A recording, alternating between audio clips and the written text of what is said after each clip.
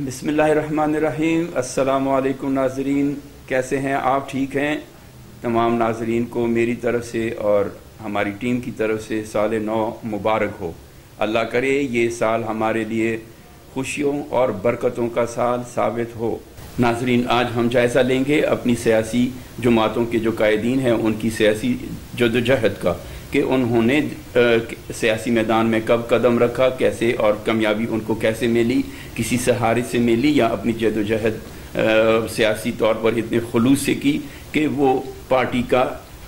ستون بن گئے، party had been گئے، اور پارٹی ان کے بغیر آج چل نہیں سکتی۔ سب سے پہلے ارادہ یہ ہے کہ آج ہم بات کریں بانی تحریک انصاف عمران خان کی، کہ انہوں نے اپنی سیاسی زندگی کا عمل کب شروع کیا اور آج جس مقام پہ وہ کھڑے ہیں یا پابند سلاسل ہیں وہ کس وجہ سے ہیں۔ تو تذکرہ کرتے ہیں عمران خان کی ابتدائی سیاست کا، سے پہلے ان کی شخصیت کا۔ یہ سب پہ عیاں ہے کہ عمران خان ابتدا میں ایک پلیئر تھے، اور کرکٹ جو پاکستانی عوام کا ایک پسندیدہ گیم ہے اور جنون کی حد تک جس سے پاکستانی عوام محبت کرتے ہیں، جس طرح عمران خان کی شخصیت کرکٹ کے میدان میں ایک جذباتی نوجوان کھلاڑی اور خوبصورت کھلاڑی ہونے کی وجہ سے مشہور تھی، اسی طرح جب وہ میدان سیاست میں آئے تو بھی اپنے تند اور تیز لہجے اور جذباتی تقاریر کی وجہ سے عوام کے دلوں میں گھر کر گئے۔ لیکن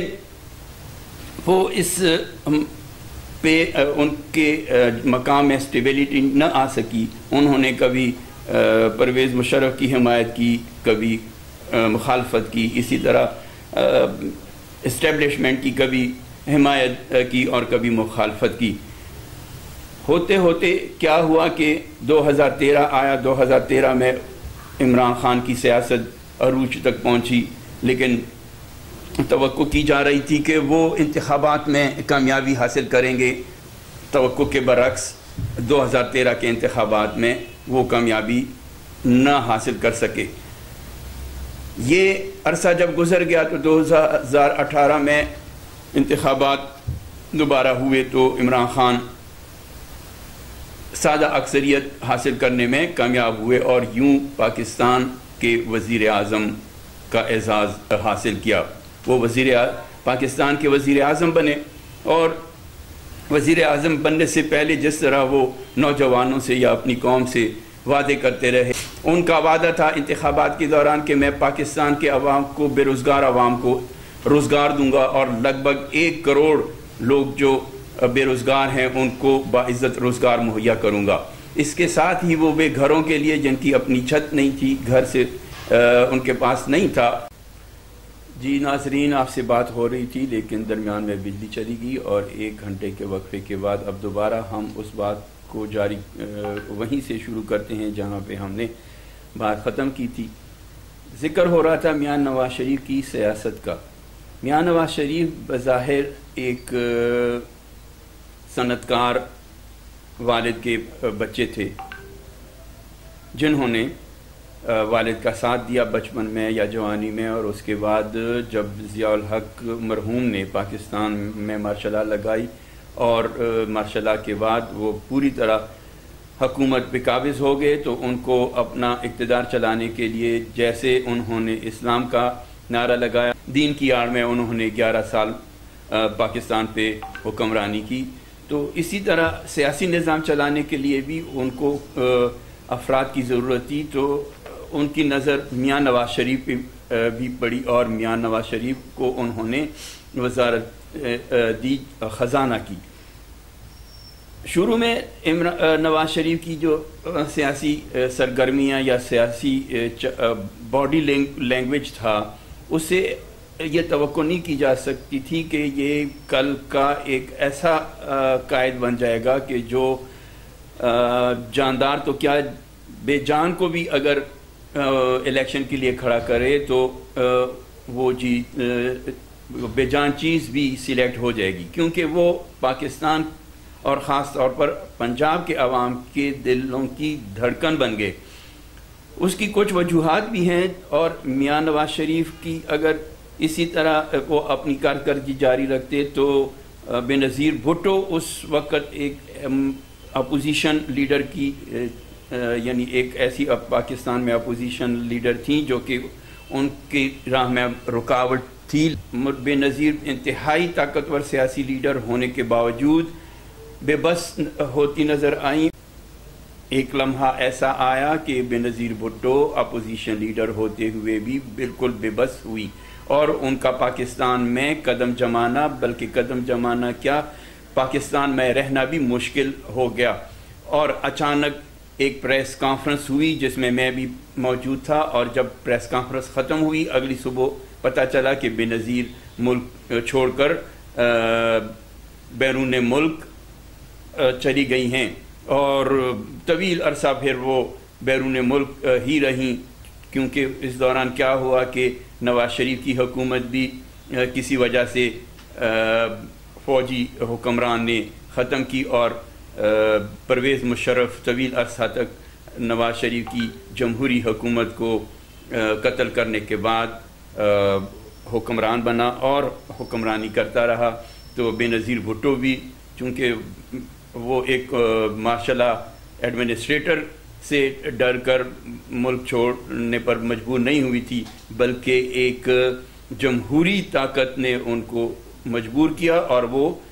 ملک چھوڑنے پر مجبور ہوئی۔ پھر اب اگر میں یہ کہوں کہ اسی طرح کیا ہوا کہ جب نواز شریف کا زوال آیا تو وہ بھی کسی ڈکٹیٹر کے ہاتھوں ملک چھوڑنے پر مجبور نہ ہوئے، بلکہ ایک جمہوری اور الیکٹڈ وزیر اعظم کے دور میں، بلکہ اپنے ہی دور میں، سوری میں غلط کہہ گیا، ان کی تو اپنی حکومت تھی اور وہ زوال کا شکار ہوئے، اور جیسے ہی مسلم لیگ نون کی حکومت ختم ہوئی، عمران خان کو موقع ملا وزیر اعظم بننے کا، تو وہ مجبوراً بیماری کا بہانہ کر کے یا جیسے بھی تھا وہ ملک سے فرار ہونے میں کامیاب ہوئے اور ان کی جان بچ گئی۔ آج پھر وہ پاکستان میں موجود ہیں، وہ آئے ہیں اور آئے کس فارمولے کے تحت، لیکن بظاہر عوام میں ایک یہ تاثر تھا کہ وہ سمجھوتا کر کے آئے ہیں، لیکن جیسے ہی اب وہ پاکستان میں آئے ہیں ان کے لیے مشکل ہے یہ ہے کہ وہ جب عوام کا سامنا کرتے ہیں تو عوام ان سے سوال کرتے ہیں کہ آپ کا بیانیہ جو تھا وہ اسٹیبلشمنٹ کے خلاف تھا، اور آپ کو جن قوتوں نے اقتدار سے باہر کیا تھا، وہ صرف آپ کی اپنی جنگ نہیں تھی، آپ اس کو عوام اور قوم کی جنگ سمجھتے ہوئے ایسی قوتوں کے خلاف اقدام کرنے کا وعدہ کر کے آئے تھے، لیکن اب آپ کا بیانیہ بدلتا جا رہا ہے۔ بہرحال یہ ہم اپنے موضوع سے ہٹ گئے۔ نواز شریف صاحب جب اقتدار میں آئے انہوں نے موٹر ویز بنائی، انہوں نے اور ترقیاتی کام کیے، جیسے کہ اب وہ 30 سال کا تجربہ کرنے کے بعد وہ ساری جو 2-3 بار ان کو حکمرانی کا موقع ملا، وہ ہر جگہ یہ کہتے ہیں کہ میں نے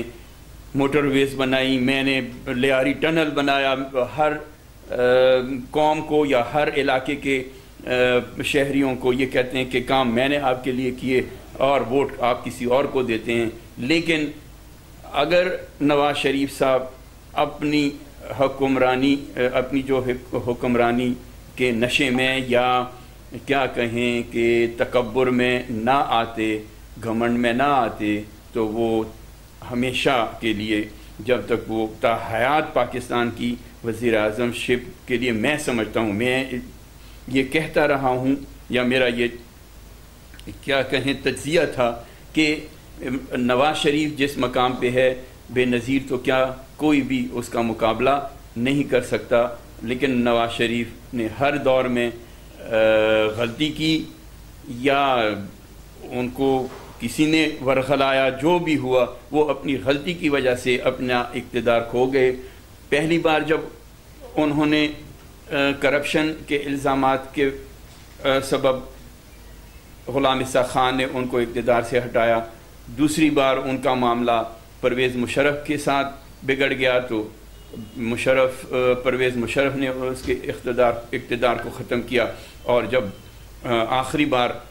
2013 میں وہ وزیر اعظم بنے تو وہ سارے معاملات الجھ گئے اور اپوزیشن نے بھرپور مزاحمت کی۔ بالآخر انہوں نے اپنے ہی قیادت جو ہے وہ وزیر اعظم شپ سے ہٹ کر وزیر اعظم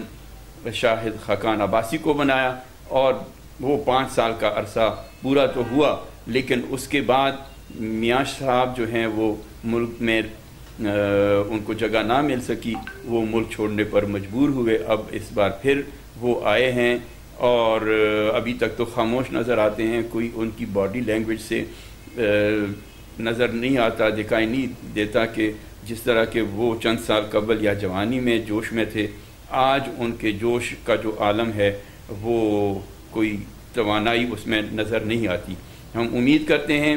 اور یہ تاثر ہے کہ اب ملک کے آنے والے وزیر اعظم نواز شریف پھر ہوں گے، اگر وہ قوم ان کو یہ موقع دیتی ہے اور وہ منتخب ہوتے ہیں وزیر اعظم کے طور پر پاکستان کی ذمہ داریاں سنبھالتے ہیں، تو ہم امید کریں گے کہ میاں نواز شریف صاحب ماضی کی غلطیاں نہیں دہرائیں گے اور